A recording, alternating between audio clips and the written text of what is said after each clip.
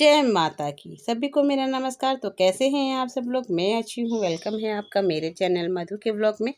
तो फ्रेंड्स, नवरात्रे चल रहे हैं। आजकल मैया रानी की बहुत ज़ोर शोर से पूजा अर्चना चल रही है। घर घर में इस मतलब व्रत को किया जाता है।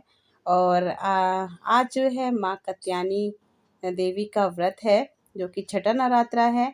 तो इसकी एक कथा मैंने सुनी तो मुझे अच्छी लगी, तो आप लोगों के साथ शेयर कर रही हूँ। तो आप लोग भी सुनिएगा, शेयर कीजिएगा। अच्छी लगे तो कमेंट कीजिएगा, शेयर कीजिएगा।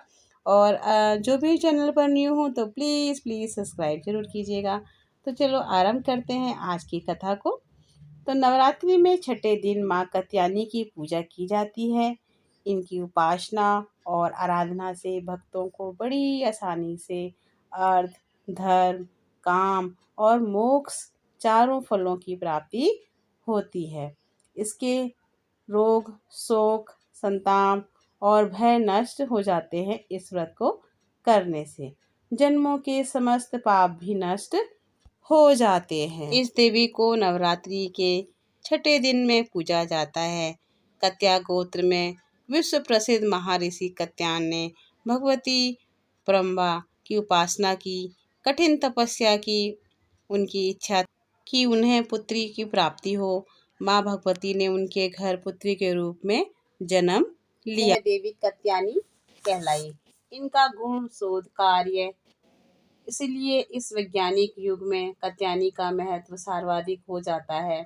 इनकी कृपा से सारे कार्य पूरे हो जाते हैं।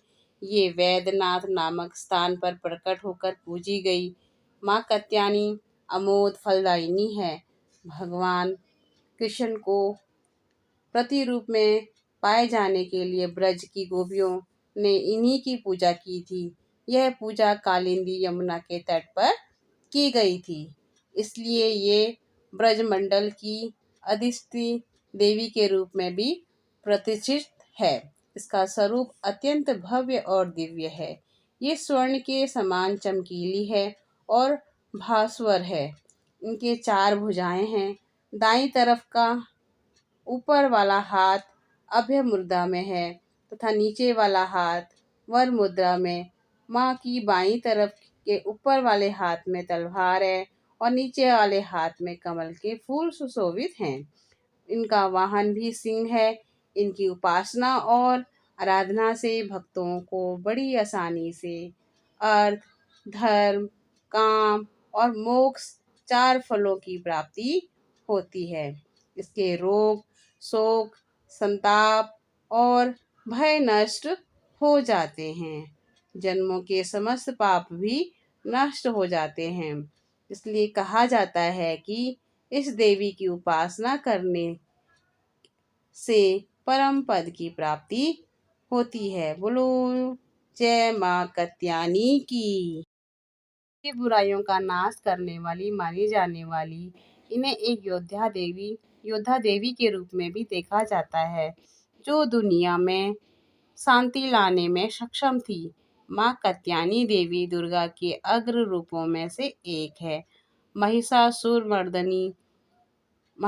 का हत्यारा के रूप में जाने जाती है, क्योंकि यह दुष्ट राक्षस महिषासुर को हराने और मारने में सक्षम थी। सुंदर और सुखी जीवन के लिए भी माँ कात्यायनी की पूजा फलदायी होती है। अगर कुंडली में विवाह योग्य क्षीण हो तो भी विवाह हो जाता है इस व्रत को करने से। आती हूँ मैं आपको एक अच्छी सी प्यारी सी कथा, जो कि हिमाचल प्रदेश की है, तो आप सुनिएगा। हिमाचल प्रदेश के इस मंदिर में एक पहाड़ी की से कभी घी टपकता था। इतना घी टपकता था कि आप नीचे से बड़ा बर्तन रख दो तो अगले दिन आकर उसको ले जाओ। इतना घी टपकता था उस मंदिर के मतलब पहाड़ी से। तो बर्तन घी से भरा मिलेगा। लेकिन एक बार एक झूठी रोटी के कारण साक्षात नजर आने वाला यह चमत्कार तुरंत ही अप्रभावी हो गया। कैसे और क्यों इस पहाड़ी से घी बहना शुरू हुआ और क्यों यहाँ से घी बहना बंद हो गया, तो इसी के बारे में ये कहानी है, ये कथा है, तो मैं आपको सुना रही हूँ। तो हिमाचल प्रदेश में बड़ी मंडी जिले में स्थित राजगढ़ धार्मिक आस्था के अनुसार यही वह स्थान है जहाँ माँ शक्ति के चमत्कार दिखाया था। यहाँ चंडी मंडी जिला मुख्यालय के करीब 20 किलोमीटर दूर स्थित माता के इस मंदिर का नाम कोलासिरी नामक राक्षस के संहार के कारण पड़ा। तो फ्रेंड्स, मैं सुनाने जा रही हूँ आपको एक अच्छी सी प्यारी सी कहानी। सुनिएगा, लोक कथा पर आधारित है। तो लोक कथा के पर आधारित है, तो मैंने कहा मुझे भी बहुत अच्छी लगी, तो मैं आप लोगों के साथ इसे ज़रूर शेयर करूँगी। तो प्राचीन समय के राजगढ़ की एक पहाड़ी पर एक चट्टान के रूप में माँ का मंदिर विराजमान था, लेकिन इसके बारे में जनमानस को पता ना होने के कारण यहाँ पूजा पाठ नहीं की जाती थी। वक्त बदला और आसपास के क्षेत्र में दिन प्रतिदिन मातम का माहौल रहने लगा।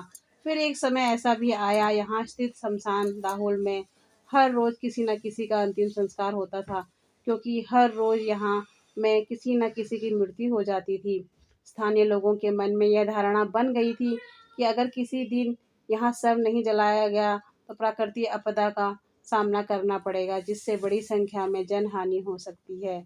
इस भय से लोग यहाँ दिन में घास का पुतला बनाकर अंतिम संस्कार करते थे।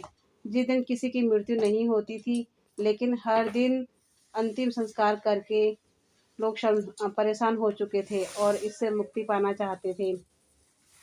हर रोज के दुख और दुखदायी संस्कार से बचने के लिए लोगों ने एक साथ माँ शक्ति की आराधना शुरू करी। उनकी पूजा से प्रसन्न होकर माँ शक्ति ने एक व्यक्ति पर अपना प्रभाव दिखाया और वह व्यक्ति माँ शक्ति की वाणी बोलने लगा। इसे आम बोलचाल में और तंत्र की भाषा में खेलना कहते हैं। जब यह व्यक्ति खेल गया तो देवी का आदेश बताते हुए उसने कहा, मैं तो सबका कल्याण करती हूँ, तुम्हें किसी भी चीज़ से भयभीत होने की ज़रूरत नहीं है। तुम यही मेरी स्थापना कर मंदिर का निर्माण कर दो। देवी की पूजा में जुटे लोगों को भरोसा तो हो गया था कि यह देवी की वाणी है, लेकिन फिर भी वे अपने भरोसे से अधिक पक्का करना चाहते थे अपने भरोसे को। तो उन्होंने विनती की कि हे माँ, अपनी उपस्थिति का प्रमाण हमें दो, हम बहुत अचंभे में हैं। इस पर व्यक्ति ने जिस पर देवी आई थी सामने के चट्टान की ओर संकेत कर दिया। जैसे ही भक्तों ने उस चट्टान की तरफ देखा, चट्टान से घी बहता नजर आया। इसके बाद यहाँ से हमेशा घी बहता रहता था और इसका उपयोग लोग माँ की जोत जलाने के साथ ही अपने घर में भी करते थे। एक बार एक गद्दी इस पहाड़ी के पास से गुजरा, जो इसे चारवाहा कहते हैं। मंदिर देख वह वहीं बैठ गया और रोटी खाने लगा। फिर उसने अपनी रोटी पर घी लगाने के उद्देश्य से अपनी जूठी रोटी की चट्टान से रगड़ दी, जहाँ से घी बह रहा था। उसकी रोटी पर तो घी लग गया, लेकिन फिर यहाँ से घी बहना बंद हो गया। पहाड़ी से घी बहना भले ही बंद हो गया था, लेकिन इस मंदिर की भक्ति और भक्तों की आस्था लगातार बनी हुई थी। देवी के भक्तों का मानना था कि सच्चे मन से जो कुछ भी माँ से मांगते हैं, माँ की उनकी इच्छा को अवश्य पूरी करती है। बोलो पहाड़ों वाली माता की जय, बोलो जगदम्बे मैया की जय, बोलो साचे दरबार की जय। तो फ्रेंड, कैसी लगी आपको आज की कथा, बताइएगा ज़रूर। जितनी भी मुझे जानकारी थी मैंने आप लोगों को बताने का प्रयास किया। जो भी कमी बेसी हो गई हो, जो भी गलती हो गई हो, उसके लिए मैं आप लोगों से क्षमा चाहती हूँ। और जो भी मेरे चैनल पर न्यू लोग जुड़े हो तो प्लीज़ मेरे चैनल को सब्सक्राइब कीजिए, सपोर्ट कीजिए। आपके सपोर्ट की मुझे बहुत बहुत बहुत बहुत ज़रूरत है, और क्योंकि बिना आपके सपोर्ट के हम लोग आगे नहीं बढ़ सकते हैं। तो इसी के साथ करते हैं आज की कथा का यहीं पे समापन। तो मिलते हैं कल एक अच्छे से नए व्लॉग के साथ में, नई कथा के साथ में। तो इसी के साथ okay, bye, good day, take care, जय माता की, बोलो साचे दरबार की जय।